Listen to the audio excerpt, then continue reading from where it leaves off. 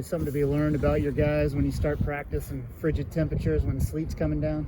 Yeah, they handle it well. We've kind of had these type of conditions here for a week and a half, and they haven't said a word. They've just kind of gone forward with it. So you gotta embrace it, and you gotta enjoy it, and you're outside, and a whole lot better than last year's situation as a whole. Is just knowing that we're in a kind of a more normal season now, and looking forward to playing with having people in the stands. So everything's good.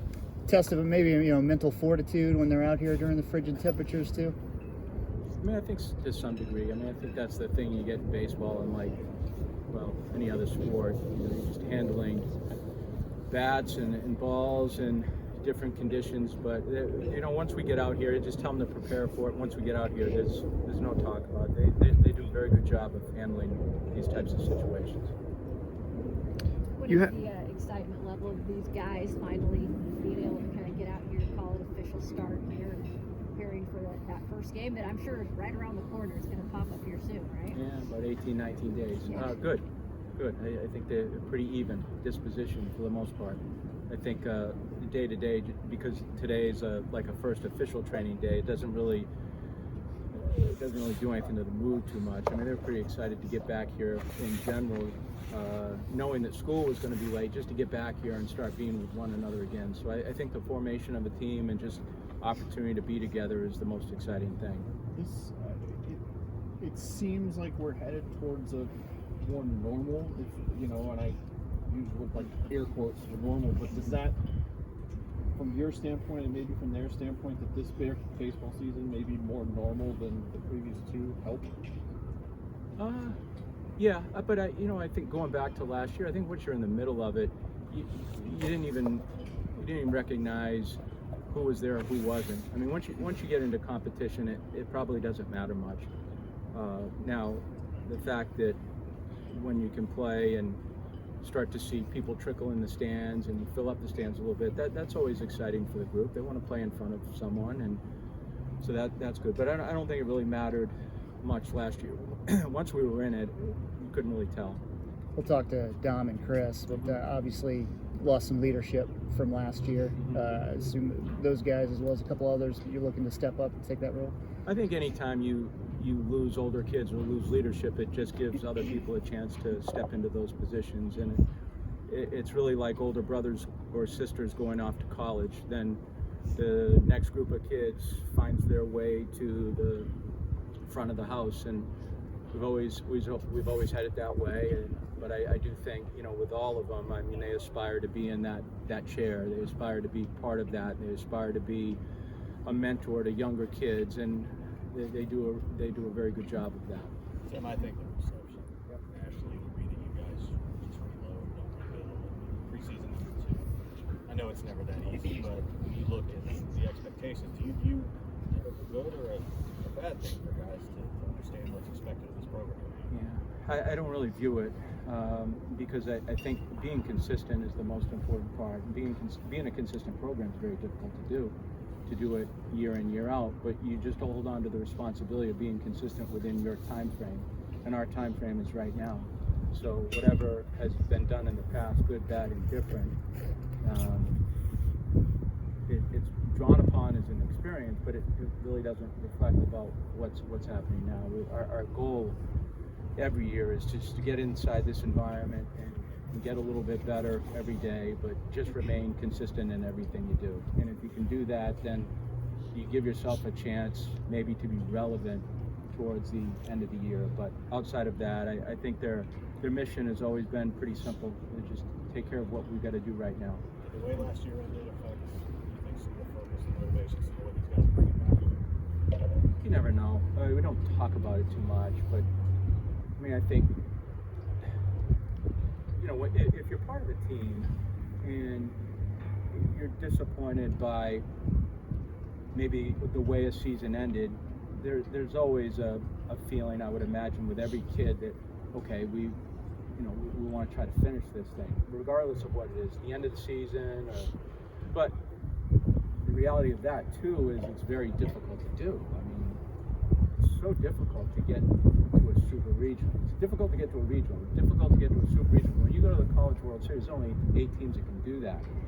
And to be one of the final teams, to be the final team is so difficult to do. So those just don't become the focuses, because most people are going to be disappointed if that's your only focus. So it really gets back down to being grounded and really concentrate on what you can do right now. Tim, the MLB lockout has provided a lot of uncertainty around the draft and other things. So, at coaching a lot of players who are hoping to play at the next level, how do you handle that, and what do you think is the role of college baseball when there is so much, turmoil at the pro level right now? Yeah, I don't handle it. I mean, there's nothing to handle. I mean, I care about what's happening here. The guys know if they grow as a player, they'll have those opportunities. But those are so far-reaching items that professional baseball is its own animal. My main concern is 2 o'clock classroom and moving from there to on the field and doing it with some consistency. Tim, the league's been loaded ever since you've been here. How do you perceive it this year as compared to past seasons? From what I can see from afar, now I don't study every team, but from what I can see from afar, free agency's been good to a lot of teams, and that's the portal. We haven't really taken part in the portal because I think we got our own kids and we'll enjoy them and develop them. But I think what it will do is probably heighten the competition and probably bring the league up a notch. So I would imagine, from what I can see so far,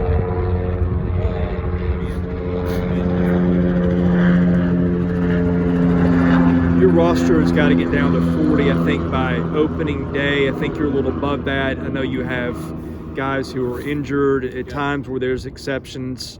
How does that pair out between now and then? How many more do you need to shed? And who are the guys that you can get like an exemption for? I don't know that yet, but I look at the roster as kind of all encompassing. I don't look at it as you have to get it down to 40 for the NCAA, but I look at a roster as even if you get kids on the outside of the 40, those are kids that we can still develop to get back into the 40 at some point in time. So we'll have injuries that will hamper some kids and their involvement in the program, but just try to make sure that everyone has some type of role, even if it's not a playing role. So I look at the roster very practically for what it is, and just understand that you got to submit a group of guys, but I won't have too much time or too much of an issue with that. We'll get that done and be able to do it, I think, with in a good way. On a serious note, with the free agency, is it cool to look at rosters and see guys you've hosted in midweek games now playing for SEC teams? Is it cool? Just to know that you've played against those guys, seen them, and now you'll see them in conference games? Yeah, I don't care who they're playing for, Max. It doesn't matter. Whether it's Lipscomb or LSU or South Carolina, it's just an opponent, so it's fine. It really probably doesn't matter one way or the other. How did what Javi Vaz did down the stretch last year propel him into the fall and this season? Confidence helped him. I think the fact that he was very present throughout the year, even when he wasn't playing. Then when he got his time, he made good use of it.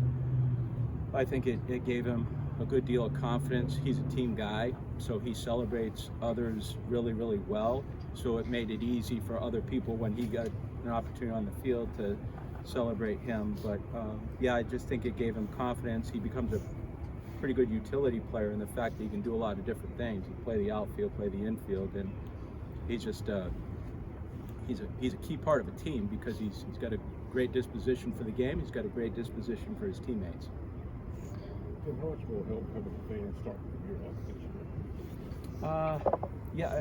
Good for them. I just want it, for them to be able to come in and enjoy watching us play baseball. I think the kids certainly enjoy it, as I said, but I'm happy for them. I'm just happy for them that they get to come to the ballpark and bring their kids and bring their friends and watch Vanderbilt baseball again, and hopefully give them something to enjoy and watch.